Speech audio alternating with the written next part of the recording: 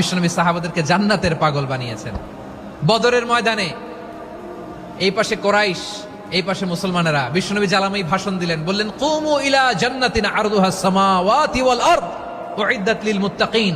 ও আমার সাহাবারা, ওই জান্নাতের দিকে ছোট, যে জান্নাত আকাশ জমিন বিস্তৃত।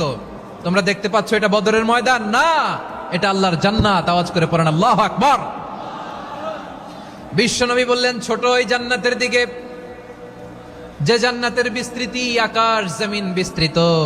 বিশ্বনবীর এই কথা শোনার পরে এক আনসারী সাহাবী সাইয়েদনা উমাইর ইবনুল হুমাম রাদিয়াল্লাহু তাআলা আনহু খেজুর খাচ্ছিলেন।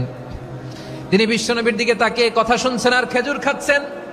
যখন বিশ্বনবী বললেন জান্নাতের দিকে ছোট, যে জান্নাত আকাশ জমিন বিস্তৃত, বিশ্বনবীর কথা শোনা মাত্র সাইয়েদনা উমাইর ইবনুল হুমাম বললেন বাহ বাহ। কি বললেন? বাহ বাহ, মানে চমৎকার, মাশাআল্লাহ, চমৎকার। আমরা ইদানিং কালে চমৎকার কিছু দেখলে ইংরেজিতে বলে ফেলি না ওয়াও ওয়াও, বাহ বাহ, মাশাআল্লাহ। বিশ্বনবী বললেন মা ইয়াহমিলুকা আলা কওলিকা বাহ বাহ ইয়া উমাইর। ও উমাইর, আমার এই কথা শুনে তুমি কেন বললা বাহ বাহ, চমৎকার চমৎকার কেন বললা? সাইয়েদনা উমাইর ইবনে হুমাম রাদিয়াল্লাহু তাআলা আনহু বললেন ইয়া রাসূলুল্লাহ, আপনার এই কথা শুনে আমি বড্ড খুশি হয়েছি, আর আমি প্রত্যাশা করছি আমি যদি ওই জান্নাতের মালিক হতে পারি তাহলে কতই না ভালো হতো। সুবহানাল্লাহ বলেন। বিশ্বনবী বললেন ছোট ওই জান্নাতের দিকে, যে জান্নাত আকাশ জমিন বিস্তৃত।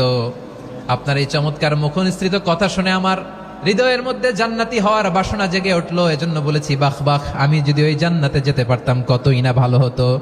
উমাইরের কথা শুনে বিশ্বনবী বললেন ঠিক আছে উমাইর, জান্নাতে ঢোকার জন্য, এই জান্নাতের অধিবাসী হওয়ার জন্য যেহেতু তোমার এত আকাঙ্ক্ষা, আমি বলে দিলাম আনতা মিন আহলিহা, তুমি আল্লাহর ওই জান্নাতের অধিবাসী হবা।